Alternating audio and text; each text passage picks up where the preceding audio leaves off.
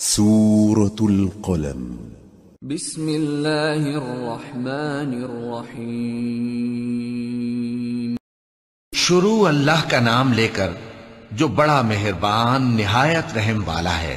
نون، قلم کی اور جو کچھ لکھنے والے لکھتے ہیں اس کی قسم کہ اے پیغمبر صلی اللہ علیہ وآلہ وسلم تم اپنے پروردگار کے فضل سے دیوانے نہیں ہو، اور بے شک تمہارے لیے بے انتہا اجر ہے، اور یقیناً تم اخلاق کے اعلیٰ مرتبے پر ہو۔ سو ان قریب تم بھی دیکھ لو گے اور یہ کافر بھی دیکھ لیں گے کہ تم میں سے کون دیوانہ ہے۔ تحقیق تمہارا پروردگار اس کو بھی خوب جانتا ہے جو اس کے رستے سے بھٹک گیا، اور ان کو بھی خوب جانتا ہے جو سیدھے رستے پر چل رہے ہیں۔ تو تم جھٹلانے والوں کا کہا نہ ماننا۔ یہ لوگ چاہتے ہیں کہ تم نرمی اختیار کرو تو یہ بھی نرم ہو جائیں، اور کسی ایسے شخص کے کہے میں نہ آ جانا جو بہت قسمیں کھانے والا ہے، ذلیل ہے، شرارت سے اشارے کرنے والا، لگائی بجھائی کرنے والا، مال دینے میں بڑا بخیل، حد سے بڑھا ہوا بدکار، سخت خو اور اس کے علاوہ بدذات ہے۔ اس سبب سے کہ مال اور بیٹے رکھتا ہے، جب اس کو ہماری آیتیں پڑھ کر سنائی جاتی ہیں تو کہتا ہے کہ یہ اگلے لوگوں کے افسانے ہیں، ہم ان قریب اس کی اونچی ناک پر داغ لگائیں گے۔ ہم نے ان لوگوں کی اسی طرح آزمائش کی ہے جس طرح باغ والوں کی آزمائش کی تھی، جب انہوں نے قسمیں کھا کھا کر کہا کہ صبح ہوتے ہوتے ہم اس کا میوہ توڑ لیں گے، اور انشاءاللہ نہ کہا۔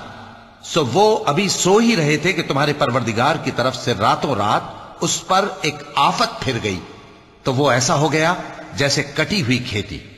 پھر جب صبح ہوئی تو وہ لوگ ایک دوسرے کو پکارنے لگے کہ اگر تم کو کاٹنا ہے تو اپنی کھیتی پر سویرے ہی جا پہنچو۔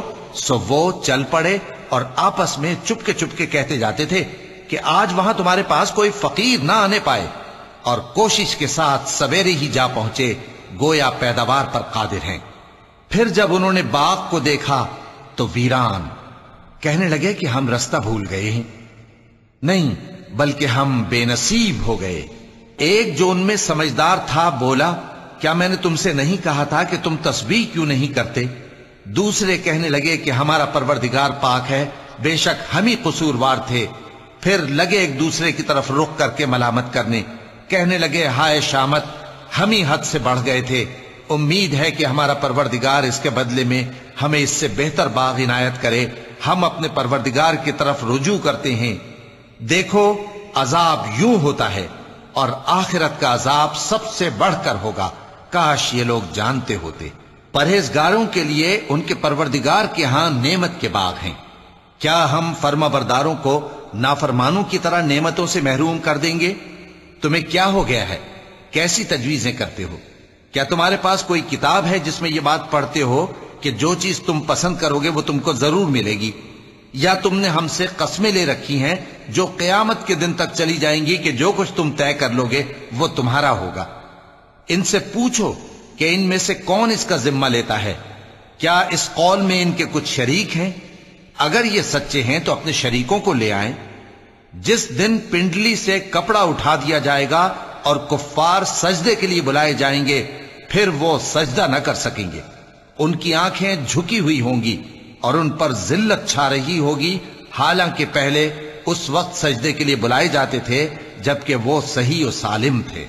سو مجھ کو اس کلام کے جھٹلانے والوں سے سمجھ لینے دو، ہم ان کو آہستہ آہستہ ایسے طریق سے پکڑیں گے کہ ان کو خبر بھی نہ ہوگی، اور میں ان کو مہلت دیے جاتا ہوں، میرا داؤں بڑا مضبوط ہے۔ اے نبی، کیا تم ان سے کچھ معاوضہ مانگتے ہو کہ ان پر تاوان کا بوجھ پڑ رہا ہے، یا ان کے پاس غیب کی خبر ہے کہ اسے لکھتے جاتے ہیں؟ سو اپنے پروردگار کے فیصلے کا انتظار کیے رہو، اور مچھلی کا لقمہ ہونے والے یونس کی طرح نہ ہونا کہ انہوں نے اپنے رب کو پکارا جبکہ وہ دل ہی دل میں گھٹ رہے تھے۔ اگر ان کے پروردگار کی مہربانی ان کو نہ سنبھال لیتی تو وہ چٹیل میدان میں ڈال دیے جاتے مذموم حالت میں۔ پھر ان کے پروردگار نے ان کو برگزیدہ کر کے نیکوکاروں میں شامل کر لیا۔ اور کافر جب یہ نصیحت کی کتاب سنتے ہیں تو یوں لگتے ہیں کہ تم کو اپنی نگاہوں سے پھسلا دیں گے، اور کہتے ہیں کہ یہ تو دیوانہ ہے۔ اور لوگوں، یہ قرآن تمام جہانوں کے لیے نصیحت ہے۔ صدق اللہ العظیم.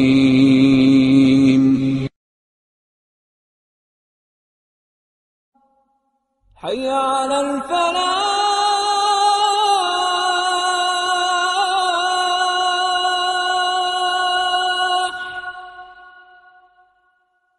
حي على الفلاح.